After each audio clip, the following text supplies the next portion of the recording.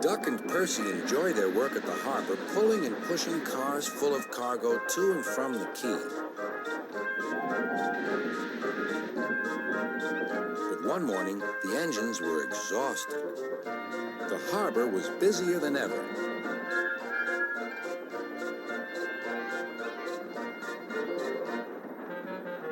Sir Topham Hatt promised that another engine would be found to help them. "Huh, it's about time," said Percy. "I ache so much I can hardly get my wheels to move," agreed Duck. They waited for the engine to arrive. It came as a shock when he did. "Good morning," squirmed Diesel in his oily voice. The two engines had not worked with Diesel for a long time. "What are you doing here?" gasped Duck. "Your worthy Sir Topham Hatt sent me. I hope you are pleased to see me again. I am to shunt some dreadfully tiresome cars."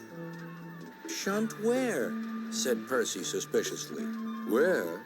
Why, from here to there," purred Diesel, "and then again from there to here. Easy, isn't it?" With that, Diesel, as if to make himself quite clear, bumped some cars hard.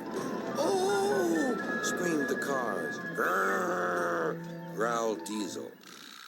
Percy and Duck were horrified. They did not trust Diesel at all. They refused to work and would not leave their shed. Sir Topham Hatt was enjoying his tea and iced bun when the telephone rang. "So there's trouble in the harbor yard? I'll be there right away." Diesel was working loudly and alone.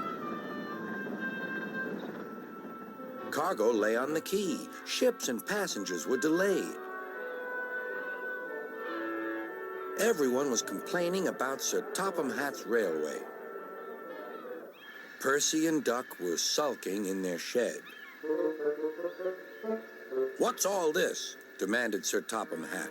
"We're on strike, sir," said Percy nervously. "Yes," added Duck.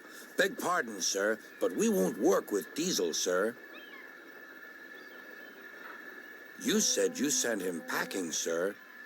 "I have to give Diesel a second chance," replied Sir Topham Hatt. "I'm trying to help you by bringing Diesel here. Now you must help me. He was the only engine available." Percy and Duck went sadly back to work. Next morning, things were no better.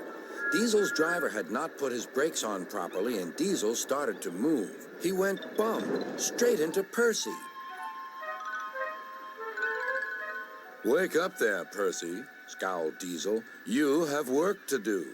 He didn't even say he was sorry to Percy. Later, Diesel bumped the cars so hard that the loads went everywhere. "What will Sir Topham Hatt say?" gasped Percy. "He won't like it," said Duck. "So who's going to tell him, I wonder? Two goody-goody tattletales like you, I suppose?" Percy and Duck did not want to be tattletales, so they said nothing. Diesel, thinking he could get away with his bad behavior, was ruder than ever.